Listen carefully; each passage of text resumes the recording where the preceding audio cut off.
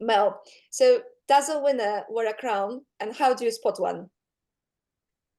I don't think they wear a crown because I think the people that we appoint as winners at the Change Awards are often incredibly collaborative and they see their achievements as team achievements, to be fair.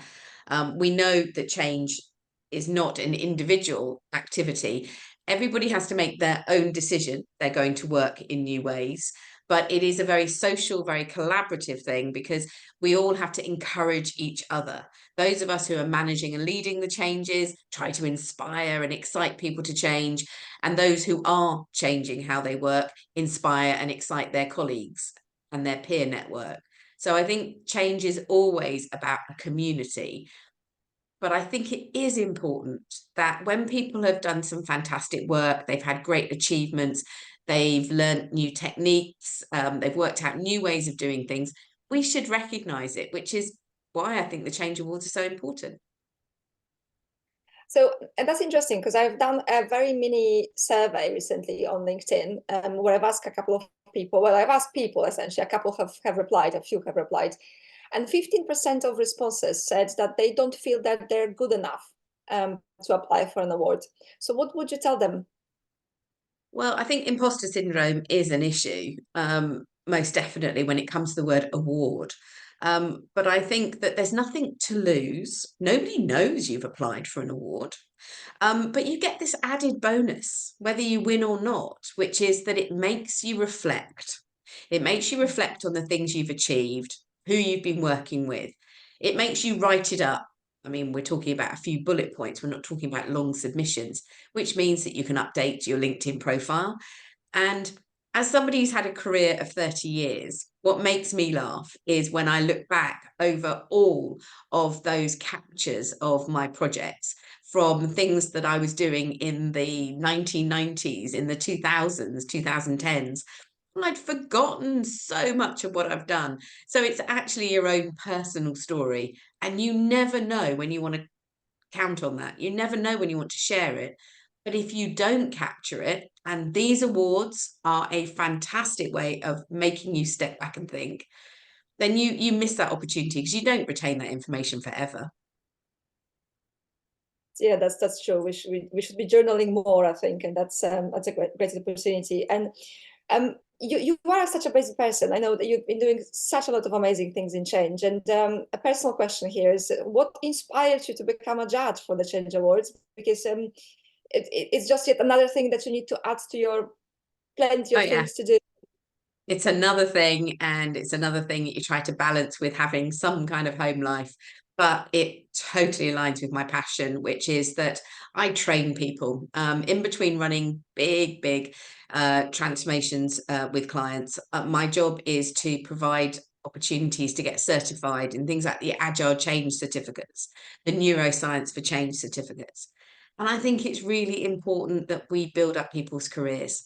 I know that I sort of pulled myself through my career by getting lots of qualifications. I got lots of qualifications in my 20s that had a little bit to do with my job in investment banking, but not lots.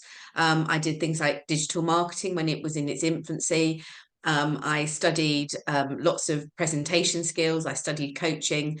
I take qualifications even now.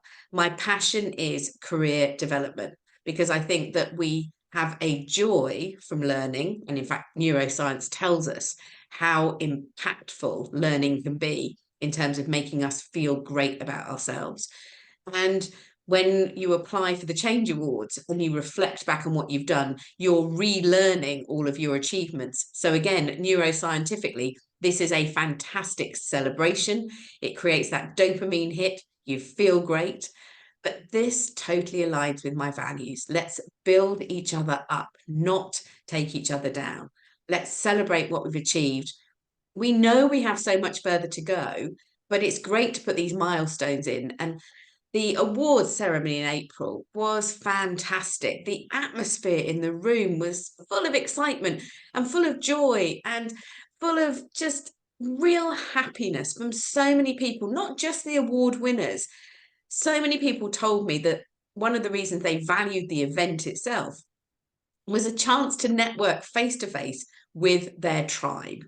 And we know, again, from neuroscience, how fantastic the impact of oxytocin is when we're bonding with each other. And a lot of people made friendships that are still going strong, and they found people that they could go and ask for mentorships.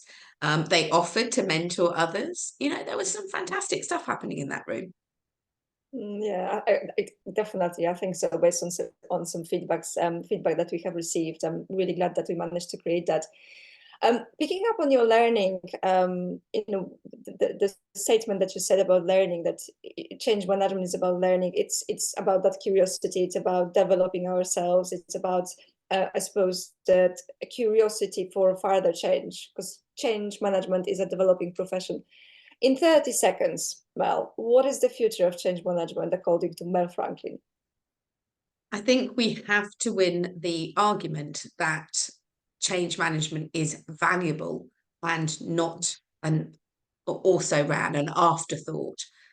I don't think that we have yet won the argument that what we do is essential, not a nice to have.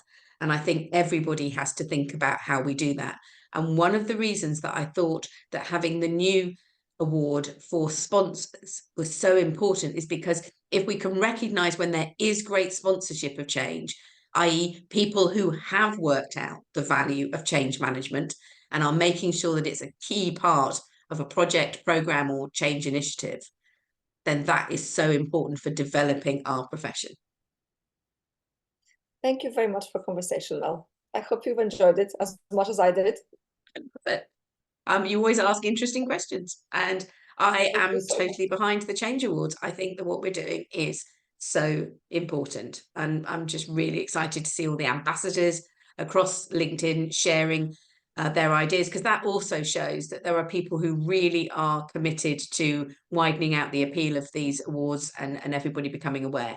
But there aren't that many days left to apply, so and there's nothing to lose, everything to gain.